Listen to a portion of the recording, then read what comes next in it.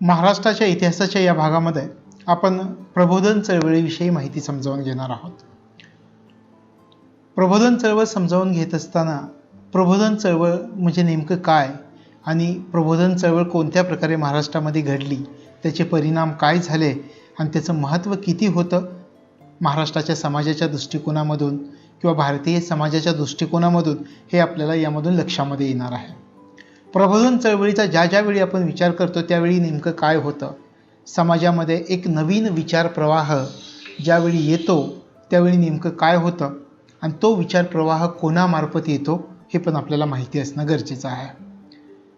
या ठिकाणी प्रबोधन चळवळीची जर आपल्याला व्याख्या करायची असेल तर विशिष्ट समुदायाने एकत्र येऊन ज्यावेळी तो समुदाय सर्वांच्या हितासाठी एकत्रितपणे प्रयत्न करतो आणि त्या समुदायानं एकत्रितपणे केलेला प्रयत्न याला प्रबोधन चळवळ असं म्हणतात.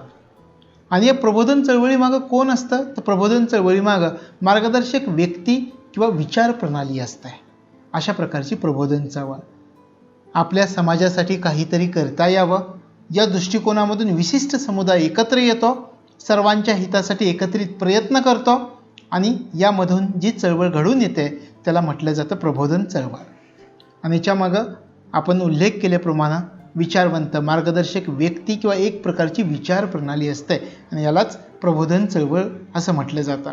प्रबोधन चळवळ आपल्या लक्षामध्ये आली. आता आपण प्रबोधन चळवळ म्हणजे काय आणि 19व्या शतकामधील प्रबोधनाचं नेमकं कोणतं स्वरूप होतं हे समजावून घेणार आहोत. सुरुवातीच्या काळामधल्या समाजाचा तुम्ही विचार करा, त्यांचे आचार विचार आपल्याला माहिती आहेत पूर्वीच्या लोकांचे काय होतं. समाजामध्ये प्रचलित असलेले आचार विचार आणि व्यवहारामध्ये काही दोष उत्पन्न ज्यावेळी होतात त्यावेळी समाजाला पुन्हा बुद्धिनिष्ठ आणि विज्ञाननिष्ठ पद्धतीनं जागृत करण्याची जी प्रक्रिया असते त्या प्रक्रियेला प्रबोधन असं म्हटलं जातं. आणि याच प्रबोधनाचा ज्यावेळी आपण विचार करतो त्यावेळी महाराष्ट्र तसंच भारताच्या इतिहासामध्ये 19व्या शतक हे महत्त्वाचं मानलं गेलेलं आहे. 19व्या शतकाच्या सुरुवातीला भारतामध्ये इंग्रजी राजवट स्थिर झालेली होती. महाराष्ट्रामध्ये सुरू झालेल्या या इंग्रजी राजवटीमुळं नव्या युगाचा महाराष्ट्रामध्ये तसंच भारतामध्ये प्रारंभ झालेला होता किंवा सुरुवात झालेली होती. राजकीय क्षेत्रामध्ये घडून आलेले जे बदल होते त्या बदलाचा परिणाम सर्व क्षेत्रामध्ये दिसून येत होता. इंग्रजांच्या शिस्तबद्ध, नियोजित आणि कार्यक्षम शासन पद्धतीला महाराष्ट्रामध्ये तसंच भारतामध्येही सुरुवात झालेली होती. महाराष्ट्राच्या राजकीय, आर्थिक, धार्मिक, सामाजिक सर्व प्रकारच्या जीवनामध्ये हळूहळू परिवर्तन घडून येण्याची प्रक्रिया सुरू झालेली होती. इंग्रजी राजवटीमध्ये महाराष्ट्रामध्ये नव्या विचार प्रवाहांचं वारं वाहायला सुरुवात झालेली होती. समाजामधील जुन्या चालीरीती, रूढी, परंपरा, अंधश्रद्धा, जातीव्यवस्था यामधील दोष निदर्शनाला यायला लागलेले होते. आणि समाजामध्ये हे जे परिवर्तन सुरू झालेलं होतं तर या सुरू झालेल्या परिवर्तनामुळं आर्थिक, धार्मिक, सामाजिक आणि सांस्कृतिक जीवन ढवळून निघालेलं होतं. अशा प्रकारे प्रबोधनाच्या अगोदरची परिस्थिती महाराष्ट्रामध्ये तसेच देशामध्ये सुद्धा होती. 19व्या शतकामध्ये प्रबोधन ज्यावेळी सुरू झालं तर प्रबोधन सुरू होण्या अगोदर समाजाच्या स्वरूपाचा जर आपण विचार केला तर आपल्या लक्षामध्ये येईल की समाज कोणत्या स्वरूपाचा होता, समाजावरती कशाचा प्रभाव होता, समाजामध्ये नेमकं काय चाललेलं होतं. तर यावेळच्या समाजाचा ज्यावेळी आपण विचार करतो त्यावेळी आपल्या लक्षामध्ये येतं की समाजावरती ग्रंथ प्रामाण्य, रूढीप्रियता, धार्मिक प्रभाव, कर्मकांड आणि परंपरावाद यांचा प्रभाव होता.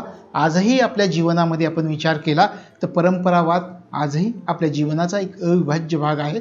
त्यावेळी जर तुम्ही विचार केला तर त्यावेळची परिस्थिती कशी असेल. आणि या काळामध्ये समाजामध्ये पाश्चात्यांच्या आधुनिक, वैज्ञानिक, पुरोगामी आणि बुद्धिप्रामाण्यवादी विचार आत्मसात करणं खूप अवघड होतं, आजही अवघड आहे. समाज आपली परंपरागत चाललेली जीवन पद्धती आणि संस्कृती सोडायला त्यावेळी सहजासहजी तयार नव्हता. काळाच्या ओघामध्ये निर्माण झालेले जे नवीन विचार होते त्या नवीन विचारामुळे समाज एक प्रकारच्या कोंडीमध्ये सापडलेला होता. या काळामध्ये थोडक्यात आपल्याला असं म्हणता येईल की समाज एक प्रकारच्या संक्रमण अवस्थेमधून जात होता. समाजाला या काळामध्ये योग्य दिशा दाखवण्याचं काम, परिवर्तनाचं काम कोणत्या शतकामध्ये झालं असेल तर या शतकामध्ये झालं, म्हणून आपण याला प्रबोधन युग असं म्हणतो. म्हणजे आता तुमच्या लक्षामध्ये आलं असेल की त्यावेळची समाजाची परिस्थिती कोणती होती, काय होती. आता महाराष्ट्रामध्ये समाज प्रबोधन सुरू करायचं आहे तर महाराष्ट्रामध्ये समाज प्रबोधन सुरू करावं असं का वाटलं विचारवंतांना, एका विचार प्रणालीला, बुद्धिप्रामाण्यवाद्यांना असं का वाटलं की महाराष्ट्रामध्ये समाज प्रबोधन सुरू झालं पाहिजे, किंवा महाराष्ट्रामध्ये समाज प्रबोधन सुरू होण्यामागं नेमकी कारणांचा जर आपण विचार केला की नेमकी कारणं कोणती होती, तर आपल्या समाजाचा सर्वांगीण विकास व्हावा यासाठी समाजाच्या राजकीय, आर्थिक, सामाजिक, सांस्कृतिक जे जीवन होतं या सर्व प्रकारच्या जीवनामध्ये आधुनिक, वैज्ञानिक, प्रगत आणि पुरोगामी विचारांचा स्वीकार करण्याची आवश्यकता होती. आणि याची जाणीव महाराष्ट्रामधील इंग्रजीमधून जे नवशिक्षण घेतलेले बुद्धिप्रामाण्यवादी होते त्या बुद्धिप्रामाण्यवाद्याला झालेली होती आणि पुरोगामी विचारवंतांच्या सुशिक्षित तरुणांना या प्रकारची जाणीव झालेली होती. पाश्चिमात्य इंग्रजी ग्रंथांच्या अभ्यासामुळं स्वातंत्र्य, समता, बंधुता, लोकशाही, उदारमतवाद आणि बुद्धिप्रामाण्यवाद यासारख्या मूलभूत संकल्पनांचं ज्ञान आता समाजाला व्हायला सुरुवात झालेली होती आणि अशा प्रकारच्या सुधारणा आपल्या समाजामध्ये सुद्धा होणं गरजेचं आहे असा एक विचार प्रवाह विचारवंतांमध्ये निर्माण व्हायला सुरुवात झालेली होती. हेही एक प्रमुख कारण होतं. याशिवाय पाश्चात्य शिक्षण घेतलेला जो तरुण वर्ग होता या तरुण वर्गानं या ठिकाणच्या समाजाचं निरीक्षण करायला सुरुवात केली. त्यावेळी या तरुण वर्गाला जाणीव झाली की आपल्या समाजामधील जी काही धार्मिक आचार विचार आहेत, जाती संस्था आहेत, अनिष्ट चालीरीती आहेत, रूढी आहेत, परंपरा आहेत, या अनिष्ट रूढी परंपरांना, जाती संस्थांना, अनिष्ट चालीरीतींना आणि आचार विचारांना जोपर्यंत आपण दूर करणार नाही तोपर्यंत या समाजाची प्रगती होणार नाही. म्हणून या समाजामध्ये आपल्याला प्रबोधन करावं लागेल, हेही एक कारण होतं. आणि यामुळं महाराष्ट्रामधील प्रगत पुरोगामी विचारवंत यांनी वेगवेगळ्या क्षेत्रामधील, म्हणजे थोडक्यात आपल्याला असं म्हणता येईल की राजकीय, आर्थिक, सामाजिक आणि सांस्कृतिक या क्षेत्रामध्ये प्रबोधनाला सुरुवात केलेली दिसून येते. म्हणजे महाराष्ट्रामध्ये प्रबोधनाला का सुरुवात झाली याचं आपल्याला स्पष्टपणे उत्तर मिळालं. आता महाराष्ट्रामध्ये प्रबोधनाच्या चळवळीला सुरुवात झाली, का झाली? आपण विचार केला त्यावेळेचा समाज कसा होता. पण प्रबोधन चळवळ सुरू होणं ही खूप कठीण गोष्ट होती. असं का म्हणतोय आपण की कठीण गोष्ट होती? त्यावेळच्या धार्मिक जीवनाचा विचार करा की धार्मिक परंपरा सोडायला लोक तयार असतील का? आणि त्यावेळच्या महाराष्ट्रामधील धार्मिक जीवनाचा जर आपण विचार केला तर 19व्या शतकामध्ये महाराष्ट्रामधील समाज जीवनामध्ये धर्माला महत्त्वाचं स्थान होतं. समाज जीवनावरती धर्मसंस्थेचा मोठ्या प्रमाणावरती पगडा पडलेला होता. समाज जीवनाची सर्व प्रकारची अंग धार्मिक आचार आणि विचारांनी व्यापून टाकलेली होती. धर्माची मूलभूत आणि सत्य तत्व त्या काळामध्ये बाजूला पडलेली होती. हिंदू धर्मामध्ये कर्मकांड, व्रतवैकल्य, दानधर्म, अनुष्ठाने याचं महत्त्व मोठ्या प्रमाणामध्ये वाढलेलं होतं. धर्मगुरू, शास्त्री, पुरोहित, पंडित, ज्योतिषी यांचं प्रस्थ त्या काळामध्ये मोठ्या प्रमाणामध्ये वाढलेलं होतं. याशिवाय खऱ्या धर्माचा विसर लोकांना पडलेला होता. तंत्रमंत्र, जादूटोणा, भूत पिशाच्य, विद्या यांना महत्त्व त्या काळामध्ये प्राप्त झालेलं होतं. आजही पाहतो आपण भूत पिशाच्य विद्याविषयी आपण अनेकदा वर्तमानपत्रामधून वाचतो, त्याचे दुष्परिणाम वाचतो. पण त्या काळच्या धार्मिक जीवनाचा, लोकांच्या धार्मिक जीवनाचा विचार केला तर किती प्रभाव असेल हे लक्षामध्ये घ्यायचं आहे. तर खऱ्या धर्माचा लोकांना विसर पडलेला होता. तंत्र मंत्र, जादूटोणा, भूत पिशाच्य विद्या यांना त्या काळामध्ये महत्त्व प्राप्त झालेलं होतं. दानधर्म आणि अनुष्ठानं यावरती मोठ्या प्रमाणावरती खर्च केला जात होता. समाजामध्ये आळशी पुरोहितांचा वर्ग निर्माण झालेला होता आणि या काळामध्ये अंधश्रद्धा, रूढी, परंपरा यांना मोठ्या प्रमाणामध्ये महत्त्व प्राप्त झालेलं होतं. हिंदू धर्मामध्ये पंथ आणि उपपंथांचा उदय झालेला होता. पंथ श्रेष्ठत्वाची भावना प्रबळ झालेली होती. धर्माचं खरं आणि सत्य स्वरूप मागं पडलेलं होतं आणि धर्मामध्ये बेबंदशाही निर्माण झालेली होती. अशा प्रकारे त्या काळामध्ये धर्माचं स्वरूप होतं. मग तुम्ही विचार करा कोणत्या पद्धतीनं प्रबोधन चळवळ सुरू. आजही आपण धर्मामध्ये जर काही अनिष्ट प्रथा असतील, अनिष्ट प्रथा असतील तर त्याच्या विरुद्ध उघडपणे बोलू शकत नाही. त्या काळच्या परिस्थितीचा विचार करा थोडासा. त्या काळच्या परिस्थितीचा आपला विचार करताना धार्मिक पगडा लोकांच्या मनावरती किती असेल. अशा प्रकारे धार्मिक जीवन त्या काळामध्ये होतं. आता धार्मिक जीवन आपण पाहिलं, समाज जीवन कोणत्या स्वरूपाचं होतं हे पण आपण समजावून घ्या. 19व्या शतकामध्ये महाराष्ट्रामध्ये परंपरागत रूढ असलेला जो समाज होता, या समाजामध्ये वर्णव्यवस्था, जाती व्यवस्था, श्रेष्ठ कनिष्ठ, स्पृश्य अस्पृश्य या बाबतीमध्ये कडक निर्बंध अस्तित्वात होत आहे. आजही काही प्रमाणामध्ये हे निर्बंध शिथिल जरी झालेले असले तरी आजही आहेत. मग त्या काळामध्ये 19व्या शतकामध्ये हे निर्बंध किती कडक स्वरूपाचे असतील हे आपल्या लक्षामध्ये येतं. वैज्ञानिक आणि प्रगत दृष्टिकोन, तर्कनिष्ठ विचार यापेक्षा त्या काळामध्ये समाजामधील चालीरीती, रूढी, परंपरा यांना जास्त महत्त्व त्या काळामध्ये दिलं जात होतं. धार्मिक विचार आणि आचार यांचा प्रभाव समाज जीवनावरती मोठ्या प्रमाणावरती पडलेला होता. हिंदू धर्म आणि धर्म मार्तंडांनी निर्माण केलेला वर्ण आणि जाती व्यवस्थेमुळं येथील समाज अनेक जाती उपजातींमध्ये दुभंगलेला होता. आजही आपल्या देशाचं दुर्दैव हेच आहे की आजही जातींच्या नावावरती किंवा एखाद्या जाती व्यवस्थेच्या नावावरती मतं मागितली जातात आणि आपणही मोठ्या प्रमाणावरती हा माझ्या जातीचा आहे, तो माझ्या जातीचा आहे म्हणून मतदान करतो. पण राष्ट्रासाठी काय आवश्यक आहे यावरून मतदान करणारे आजही खूप कमी आहेत. आणि त्यावेळच्या काळाचा जर विचार केला तर मग किती कडक व्यवस्था असेल की हिंदू धर्म आणि धर्म मार्तंड यांनी निर्माण केलेल्या वर्ण आणि जाती व्यवस्थेमुळं या ठिकाणचा समाज अनेक जाती उपजातींमध्ये दुभंगलेला होता. 19व्या शतकामध्ये महाराष्ट्रामधील समाज व्यवस्था पुरुष प्रधान होती. एकत्र कुटुंब पद्धती अस्तित्वामध्ये होती.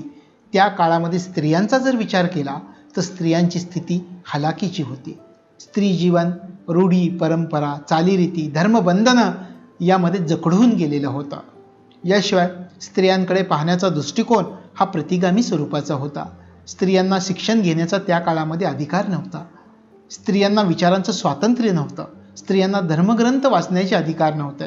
समाजामध्ये सती पद्धत, बालविवाह, विधवा विवाह, याशिवाय विधवा विवाह म्हणजे आपण या अर्थाने म्हणतोय की विधवा विवाहाला बंदी होती त्या काळामध्ये. केशवपण, बहुपत्नीत्व, देवदासी प्रथा यासारख्या अनिष्ट चालीरीती आणि रूढी परंपरा त्या काळामध्ये अस्तित्वामध्ये होत्या. याशिवाय 19व्या शतकाच्या सुरुवातीला महाराष्ट्रामध्ये ब्रिटिशांची सत्ता स्थापन झालेली होती आणि इंग्रजांच्या राजवटीमुळं सर्वच क्षेत्रामध्ये प्रबोधनाची चळवळ सुरू झालेली होती. अशा प्रकारचं समाज जीवन त्या काळामध्ये होतं. यानंतर महाराष्ट्रामधील प्रबोधन चळवळीची प्रमुख कारणं कोणती होती हे आपण थोडक्यात समजावून घेऊयात. पाश्चात्य संस्कृतीचा प्रभाव, पाश्चात्य शिक्षणाचा पडलेला प्रभाव, ख्रिस्ती मिशनरींनी केलेलं कार्य, वैज्ञानिक आणि भौतिक सुधारणा, धर्म आणि विचार प्रसाराची साधनं, धार्मिक आणि समाज सुधारणा चळवळी. अशा प्रकारे महाराष्ट्रामध्ये ब्रिटिशांच्या राजवटीमध्ये लोकांमध्ये वैचारिक जागृती घडून आलेली होती आणि यामुळेच प्रबोधनाची चळवळ महाराष्ट्रामध्ये सुरू झालेली आपल्याला दिसून येते. आता आपण आणखी एक घटक वेगळ्या पद्धतीने समजावून घेऊयात की जो घटक आपला विचारामध्ये घ्यायचा राहिला होता की पाश्चात्य संस्कृतीचा प्रभाव महाराष्ट्राच्या समाज जीवनावरती कसा पडला. पाश्चात्य संस्कृतीचा प्रभाव बुद्धिप्रामाण्यवाद, वैज्ञानिक दृष्टिकोन, राष्ट्रवाद, औद्योगिकीकरण, उदारमतवाद, व्यक्ती स्वातंत्र्य आणि समता ही वैशिष्ट्य होती पाश्चात्यांच्या विचारसरणीची. म्हणजे सुरुवातीला पाश्चात्यांचा प्रभाव आपल्या समाज जीवनावरती कसा पडला हे समजावून घेताना पाश्चात्यांची विचारसरणी नेमकी कोणती होती हे आपण समजावून घेऊयात. त्याच्यामध्ये आपण म्हटलं की बुद्धिप्रामाण्यवाद, वैज्ञानिक दृष्टिकोन, राष्ट्रवाद, औद्योगिकीकरण, उदारमतवाद, व्यक्ती स्वातंत्र्य आणि समता ही पाश्चात्यांची विचारसरणी होती आणि ब्रिटिश राजवटीमुळं त्यांच्या संस्कृतीची ओळख महाराष्ट्रामधील जनतेला झालेली होती. ब्रिटिशांनी शिक्षणामध्ये समतेचं धोरण स्वीकारलेलं होतं. राज्यकारभार करताना समतेचं आणि न्यायाचं धोरण ब्रिटिशांनी अवलंबलेलं होतं. दळणवळणामध्ये सुधारणा आणि सुविधा निर्माण करण्यात आलेल्या होत्या. कायद्याच्या क्षेत्रामध्ये समानता प्रस्थापित करण्यात आलेली होती आणि या ठिकाणी शांतता निर्माण करण्यात आलेली होती. या सर्व घडामोडींमधून नवशिक्षित जे लोक होते या लोकांमध्ये आपली संस्कृती आणि धर्म या विषयीची अस्मिता निर्माण व्हायला सुरुवात झाली. जर या चांगल्या गोष्टी त्या धर्मामध्ये असतील तर या चांगल्या गोष्टी माझ्या धर्मामध्ये का असू नयेत, अशा प्रकारची विचारसरणी या नवशिक्षित लोकांमध्ये निर्माण झाली आणि हे विचार मला माझ्या समाजामध्ये रुजवायला पाहिजेत अशी अस्मिता त्यांच्यामध्ये जागृत झाली. आणि लोकांना आपल्या संस्कृतीच्या पुनरुज्जीवनाची आवश्यकता वाटायला लागली आणि अशा प्रकारे महाराष्ट्रामध्ये वैचारिक जागृती घडून यायला सुरुवात झाली. म्हणजे कसा प्रभाव पडला पाश्चात्यांच्या विचारसरणीचा महाराष्ट्रामधील जनतेवरती, तर हे या ठिकाणी आपल्या लक्षामध्ये येईल. यानंतर पाश्चात्य शिक्षणाचा प्रभाव महाराष्ट्रामधील समाज जीवनावरती कसा पडला हे पण आपण समजावून घेऊयात. शिक्षणाचा जर विचार केला तर सुरुवातीला लक्षामध्ये आपल्याला घ्यावं लागेल की शिक्षण का सुरू केलं गेलं, इंग्रजी शिक्षण महाराष्ट्रामध्ये, संपूर्ण भारतामध्ये. तर ब्रिटिश प्रशासन आणि ख्रिस्ती मिशनरी जी होत आहे यांनी कारकून तयार करता यावेत. त्यांच्या राज्यकारभार चालवण्यासाठी त्यांना कारकून पाहिजे होते. तर हे कारकून तयार करता यावेत यासाठी ख्रिस्ती धर्माचा प्रसार करण्यासाठी पाश्चात्य शिक्षण पद्धतीची सुरुवात त्या काळामध्ये करण्यात आलेली होती. आणि शिक्षण सर्व जाती धर्माच्या मुलामुलींसाठी खुलं केलं होतं ब्रिटिशांच्या काळामध्ये. आणि यामधून काही समाज सुधारकांना आपल्या अधोगतीची आणि मागासलेपणाची जाणीव व्हायला सुरुवात झाली. आपण नेमकं का मागं पडतो हे समजायला सुरुवात झाली. आपल्या समाजामधील अंधश्रद्धा, खुळचट कल्पना, अनिष्ट चालीरीती, रूढी, परंपरा हीच प्रमुख आपल्या अधोगतीची कारणं आहेत हे या नवशिक्षित लोकांना समजायला सुरुवात झाली. आणि यामुळे महाराष्ट्रामधील सुधारणा चळवळी पुढच्या कालावधीमध्ये सुरू झालेली आपल्याला दिसून येतात. त्यानंतर ख्रिस्ती मिशनऱ्यांचं जे कार्य होतं त्या कार्याबद्दलही आपण थोडक्यात माहिती समजावून घेऊयात. ख्रिस्ती मिशनऱ्यांच्या कार्यामुळे महाराष्ट्रामधील धर्मसुधारणा चळवळीला आणि प्रबोधनाला चालना कशी मिळाली. आपण म्हटलं होतं की ख्रिस्ती मिशनऱ्यांनी जे कार्य केलं त्यामुळे सुद्धा महाराष्ट्रातील समाज प्रबोधनाला चालना मिळालेली होती. तर कोणत्या प्रकारे मिळाली हे पण समजावून घेऊयात.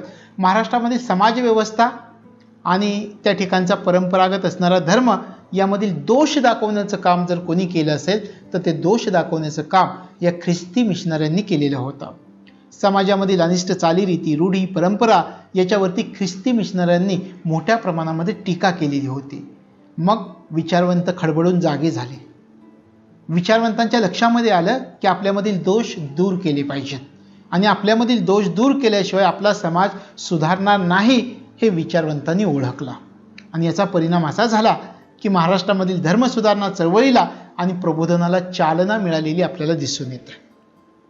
अशा प्रकारे ख्रिस्ती मिशनऱ्यांमुळे कोणत्या प्रकारे धर्मसुधारणेला आणि समाज प्रबोधनाला चालना मिळाली तर अशा प्रकारे या ख्रिस्ती मिशनऱ्यांच्या कार्यामुळे समाज प्रबोधनाला आणि धर्मसुधारणेला आपल्या महाराष्ट्रामध्ये, भारतामध्ये चालना मिळत गेली.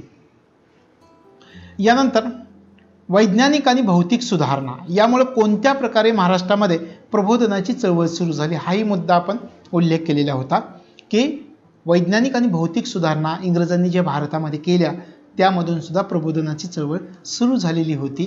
तर यामधून प्रबोधनाची चळवळ कशी सुरू झाली हे आपण समजावून घेऊया.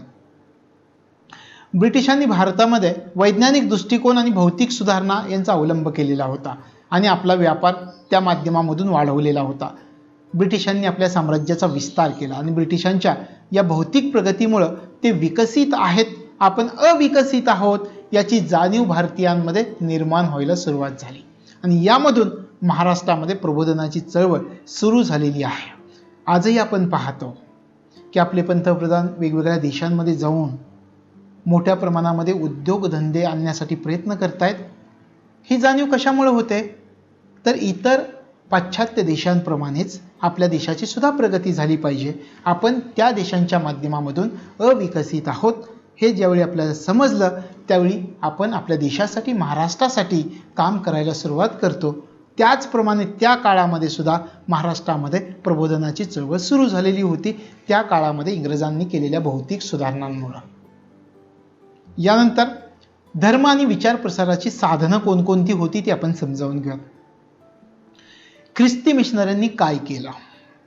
आता हे आपल्या सर्वांना काय करत होते ते ख्रिस्ती मिशनरी आपल्या धर्माचा प्रसार करत होते. कसे करत होते. महाराष्ट्रामध्ये, सर्व भारतामध्ये ते फिरून लोकांची कामं करून, लोकांची सेवा करून आपल्या धर्माचा प्रचार आणि प्रसार ती करत होते.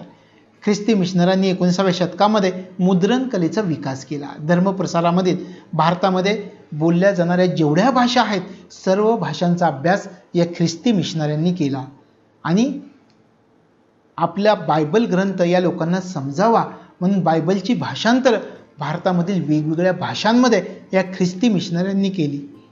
छापील ग्रंथांची निर्मिती केली आणि ख्रिस्ती मिशनऱ्यांनी जे केलेलं कार्य होतं त्या कार्यापासून महाराष्ट्रामधील समाज आणि धर्मसुधारकांना प्रेरणा मिळाली.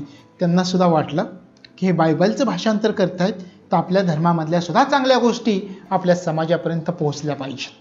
आणि यातूनच महाराष्ट्रामधील समाज आणि धर्मसुधारकांनी प्रेरणा घेतलेली होती. महाराष्ट्रामध्ये छापखानांच्या निर्मितीला सुरुवात झाली. महाराष्ट्रामधील समाज आणि धर्मसुधारकांनी आपल्या लोकभाषेमध्ये वृत्तपत्रे, नियतकालिके, समाज प्रबोधनाची वेगवेगळी साधनं त्या काळामध्ये निर्माण केली. बाळशास्त्री जांभेकर याशिवाय तरखडकर बंधू, लोकहितवादी यांनी त्या काळामध्ये प्रबोधनपर लिखाण केलेलं होतं. समाजसुधारकांनी हे जे कार्य केलं या कार्यामुळे महाराष्ट्रामधील समाज जागृत झालेला होता. यानंतर धार्मिक आणि समाज सुधारण्याच्या चळवळींना महाराष्ट्रामध्ये सुरुवात झाली. ख्रिस्ती मिशनऱ्यांनी हिंदू धर्मामधील दोष दाखवले, त्याच्यावरती टीका केली. ख्रिस्ती मिशनऱ्यांनी हिंदू धर्मामधील धार्मिक जीवन, परंपरा, धार्मिक विचार यांचा अपमान केला. यामुळे धर्मसुधारणा चळवळीला चालना मिळाली. आपल्या धर्माबद्दल लोकांना अभिमान निर्माण झाला. आपल्या धर्मामध्ये सुद्धा सुधारणा झाल्या पाहिजेत असं विचारवंतांना वाटायला लागलं आणि त्यांनी समाज प्रबोधन करायला सुरुवात केलेली होती. सुधारणावादी विचारांच्या लोकांनी अंधश्रद्धा, अनिष्ट चालीरीती, स्त्रीबद्दल असणाऱ्या विविध अनिष्ट प्रथा, रूढी, परंपरा यांना दूर करण्यासाठी सुधारणा चळवळी त्या काळामध्ये सुरू करण्यात आल्या आणि धर्म आणि समाज सुधारणांचा प्रारंभ सर्वात प्रथम बंगाल आणि त्यानंतर महाराष्ट्रामध्ये सुरू झालेला होता. महाराष्ट्रामध्ये जागृतीला सुरुवात झाली. धार्मिक बाबींचं आणि समाजामधील जे दोष होते त्या दोषांच्या विषयाचं चिंतन त्या काळामधील शिक्षित वर्गामध्ये सुरू झालेलं होतं आणि या चिंतनामधून आत्मपरीक्षण सुरू झालं. आपला ऐतिहासिक वारसा भव्य आणि दिव्य असताना सुद्धा फक्त समाजामधील दोषांमुळेच आपल्या धर्मावरती, आपल्या समाजावरती टीका होत आहे. म्हणून धर्म आणि समाज जीवनामधील दोष नष्ट केले पाहिजेत आणि अशा प्रकारचे दोष नष्ट करण्याला सामाजिक परिवर्तनास महाराष्ट्रामध्ये सुरुवात झाली आणि या प्रक्रियेला महाराष्ट्रामधील आद्य समाज सुधारकांनी पुढच्या काळामध्ये चालना दिलेली होती. ब्राह्मो समाज, प्रार्थना समाज, आर्य समाज, सत्यशोधक समाज अशा प्रकारे विविध संघटनांचा या काळामध्ये उदय झालेला आपल्याला दिसून येतो आणि या संघटनांनी सामाजिक एकतेचे, बुद्धिप्रामाण्यवादाचे विचार या ठिकाणच्या समाजामध्ये रुजवायला सुरुवात केली. अशा प्रकारे आपल्याला या ठिकाणी उल्लेख करता येईल की धार्मिक आणि समाज सुधारणा चळवळीला महाराष्ट्रामध्ये कोणत्या प्रकारे वेग मिळालेला होता हे लक्षामध्ये आपल्याला या मुद्द्यामधून येईल. अशा प्रकारे महाराष्ट्रामध्ये समाज प्रबोधन घडून आलेला होता. प्रबोधनाची चळवळ महाराष्ट्रामध्ये कशी घडली हे आपण या ठिकाणी समजावून घेतलेलं आहे. यानंतरच्या भागामध्ये आपण महाराष्ट्रामध्ये असणारे वेगवेगळे समाज सुधारकांचा अभ्यास करणार आहोत.